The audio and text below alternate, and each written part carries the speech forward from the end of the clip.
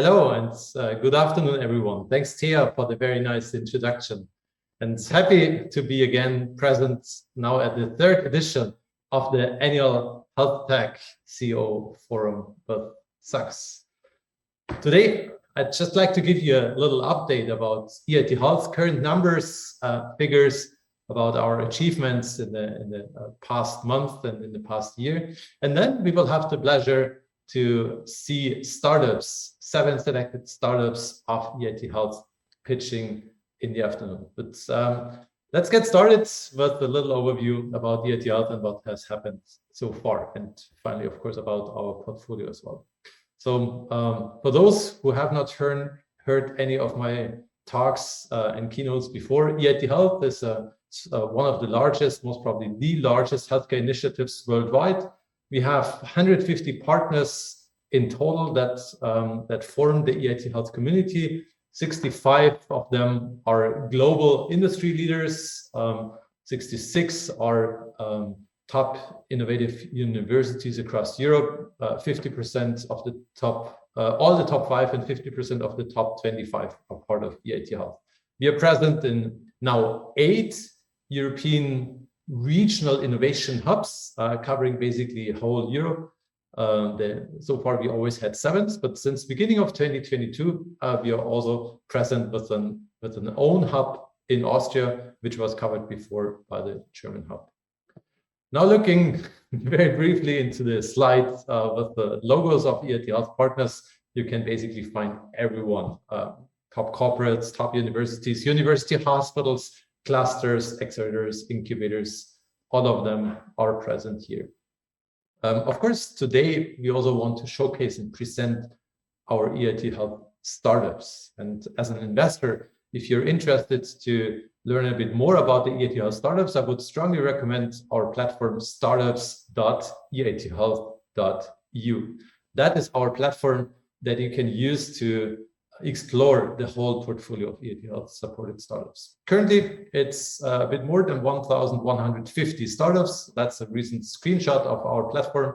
You can see that we have startups all over Europe supported. And I find it's always a very interesting number and figure to look into how much investment was attracted by the startups that we have in our portfolio. And you can see that in 2021, it was a super successful year for our startups. 2020 started very low, as you know, due to the pandemics, but then 2021 really took off incredibly. So you can see that our EIT Health supported startups have raised roughly 800 million euro. You can also see that we had some larger rounds, some smaller rounds, but I think the overall balance was pretty good. In another slide, I'd like to show you, just the magnitude of companies that we have. So, Arkin, almost a unicorn, or basically they are a unicorn. We also have others like Double Loops, Sparing Vision, Proverum that we have interacted a lot with. So they really have been very intensively supported in our network, in our partnership, and through our programs. They are certainly on a very good track to get unicorns, hopefully soon. This is also a very interesting number, I find. So what I want to show you here is the number of jobs created. So you know, EIT Health was created in 2016. That's when we have been selected in 2015. In 2016, we started to be operational with our first programs. And in terms of jobs created, you can see here that we have created, or the startups that we have supported have created an overall volume of 13,300 new jobs in their enterprises, in their companies and locations. So a second interesting fact is that only a relatively small number of jobs was created in large companies and large scale-ups. So the green bar is the ones in the range between 200 and 500 employees. The light blue ones is 50 to 200 employees per company. And the the big bar, the biggest part of the bar is with companies in a magnitude between 10 and 50 employees. So it's really the earlier, not super early, but earlier stage startups that cover the biggest percentage of these 13.3 thousand jobs created. Another interesting insight from my perspective is the overall value of the valuation of all our portfolio companies altogether. And here you can see that they have reached now 9.1 billion euro. So that's the overall valuation of companies that we have in the portfolio. That valuation is based on the Dealroom analysis and Dealroom guesses. I can tell you that with many companies where we know they have been acquired recently, or they had attracted some major funding, not all of that is already reflected in Dealroom. So the real number is even much higher, but it gives a pretty good indication of the direction we are going. And here is another quite interesting chart I find, because that shows how old the companies are that contribute to this 8.6 billion euro overall valuation. So if you look to the light red one, which is kind of the 80% of all the companies, they have been created since 2015. So since the existence of EIT Health in the last couple of years, most of the companies have been created that now contribute to the large overall valuation, which in return shows that it's not the older companies that are now the big ones. It's really the new ones that have been created during EIT Health lifetime, and that we also supported when we started, that we supported in their taking off, that now steer the big business. If you want to get more of these type of insights, just sign up to that newsletter that we do together with Dealroom. So there is a Dealroom Health newsletter that is powered by EIT Health, and that basically also includes our numbers, our figures, our feedback that we collect with our startups and provide to that newsletter.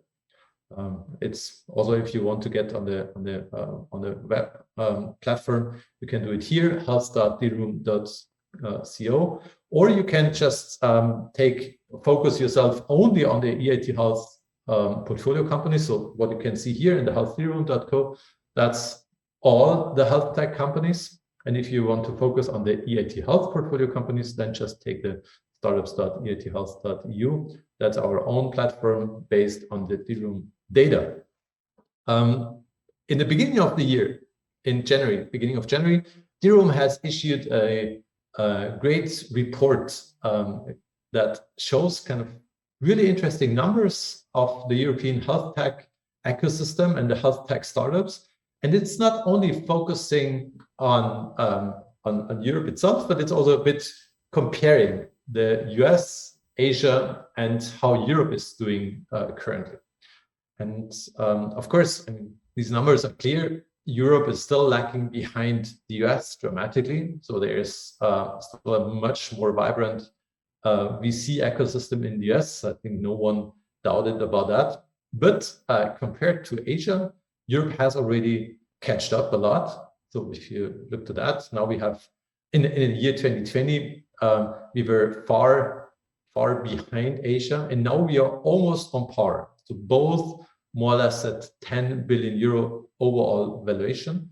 And if you look into the growth, then we can see that the Asian investments grew only by 1.3 billion euro. So that's now the VC investment. It's not the overall valuation of the startups, but it's the investments. In Asia, the investments by VCs grew by a factor of 1.3, whereas in Europe, the investments grew by a factor of 2.4.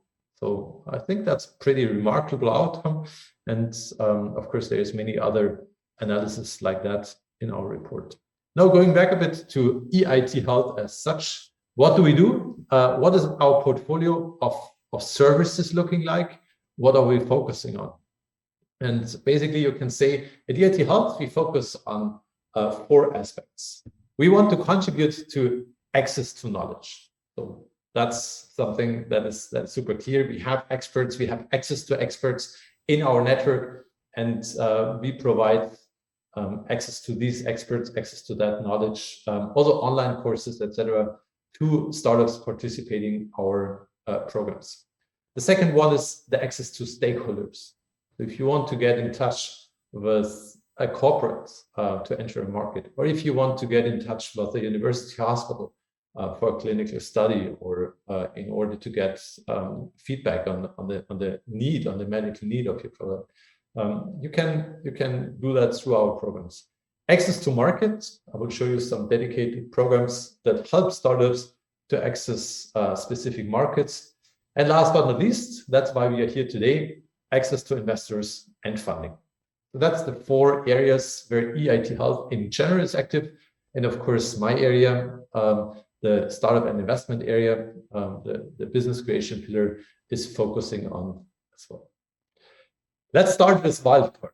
Wildcard is a venture builder program. We support, in the end, only 2 companies per year, but we invite many more individuals and early stage startups to contribute to a challenge. And here I just put up a list of the challenges that we have raised so far. So there is always 2 challenges per year.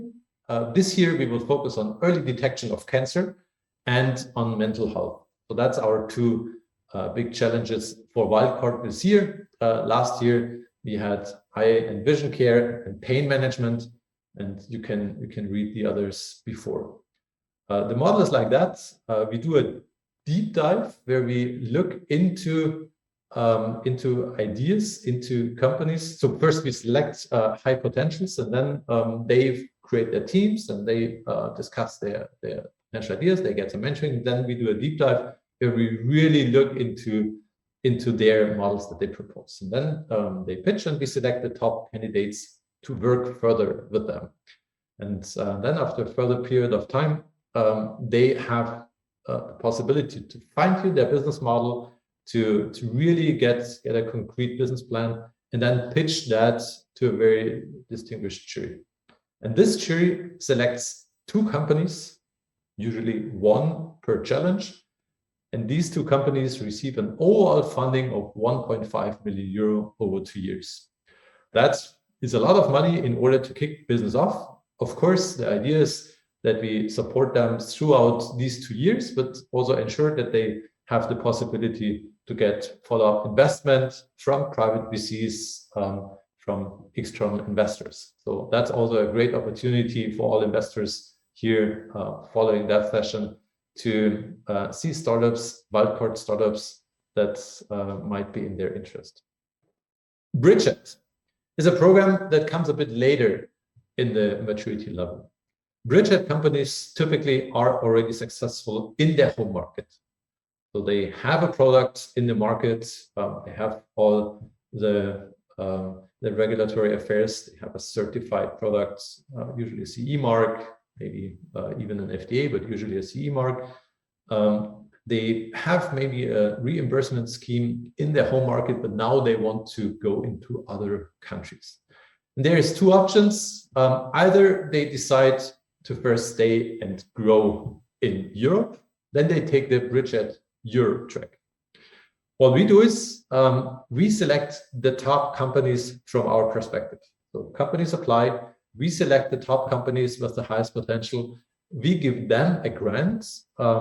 It's not a huge money. It's 30,000 euro in Bridgehead Europe and 40,000 euro. We increased that this year in Bridgehead Europe, and 50,000 euro in Bridgehead Global. But that money is used to be spent on catalyzers, local accelerators or incubators or clusters. We call them catalyzers in the target market the company wants to go in.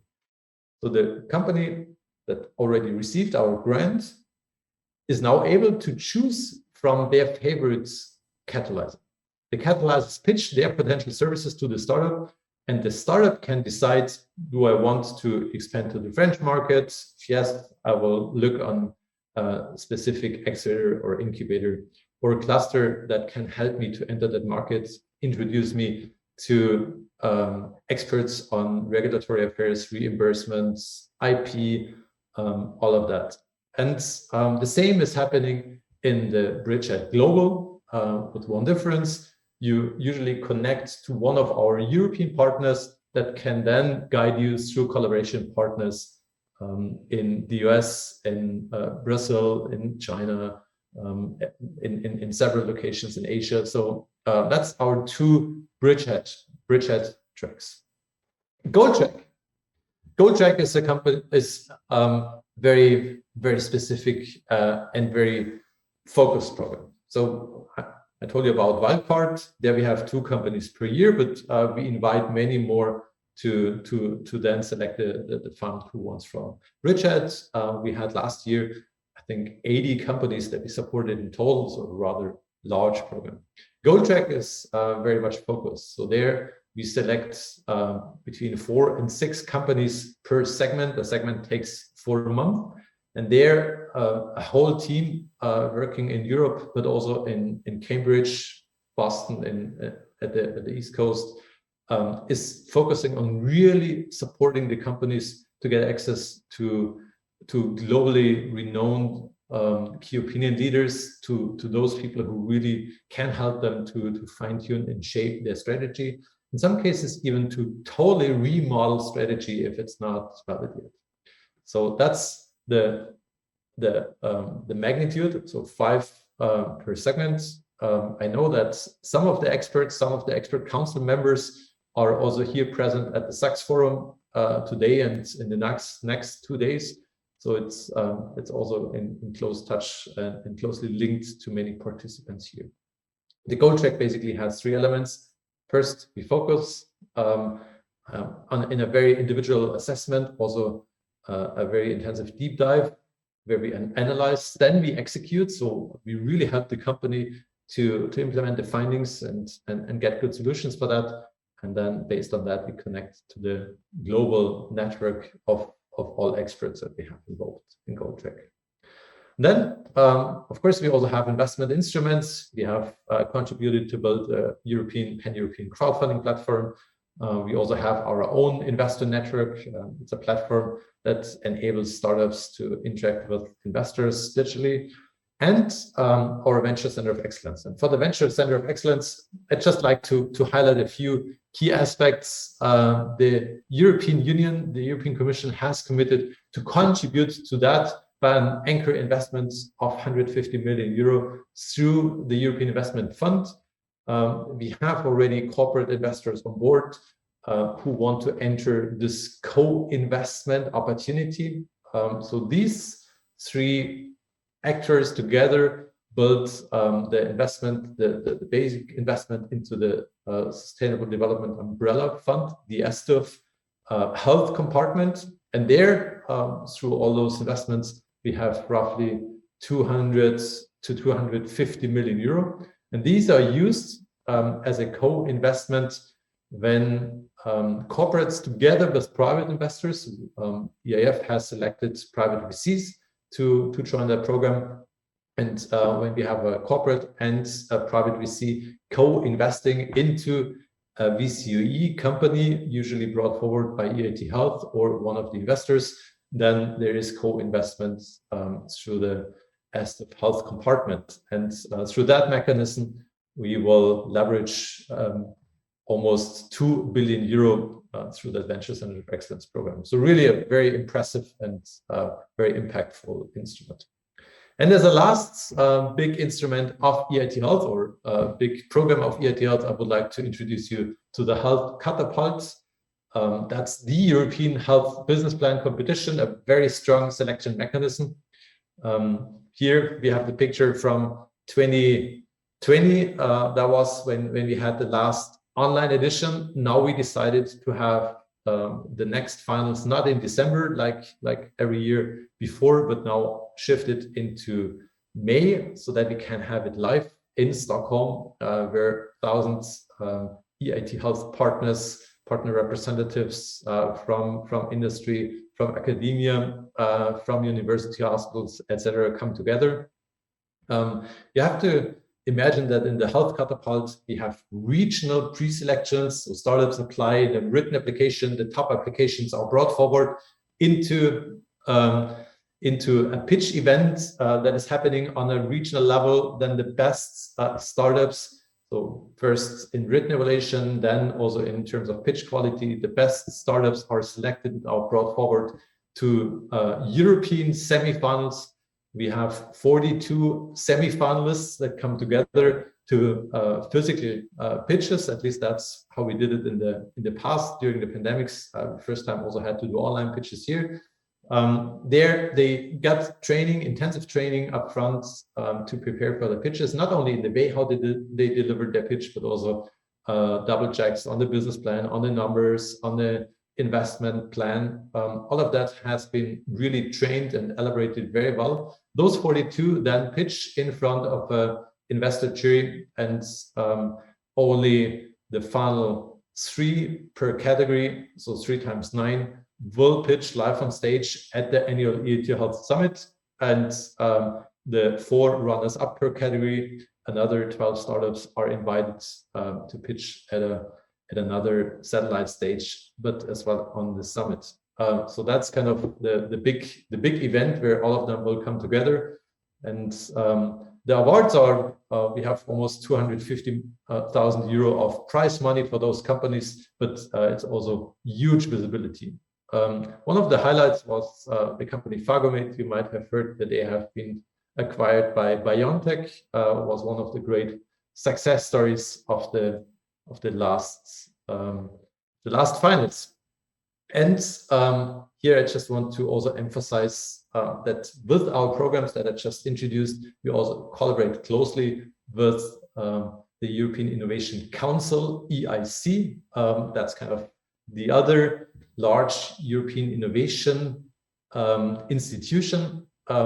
We have different ways of delivering our services. EIC is mainly providing grants and funding to the startups, whereas EIT is usually providing access to networks, to investors, to markets, to experts and stakeholders. So there we actually have a great synergy of collaborating, and we have initiated a pilot mid of last year of collaboration, where we take in EIC companies into the EIT services and vice versa. Create a fast track of EIT startups into the EIC funding. And that's quite a success story to have been able to kick that off, and very much looking forward to further success of that. And with that, I'd like to close. If you want to take a screenshot or a picture of this QR code, that's our platform, startups.eithealth.eu, but you also can just remember and enter that. You will find my contact data. But we will also stay in touch for the next hour, when I'll have the pleasure to introduce our EIT Health startups, 7 startups that we have pre-selected. With that, I give back to Thea for a very short break, and I will be back in a few minutes with our startups. Thank you so much.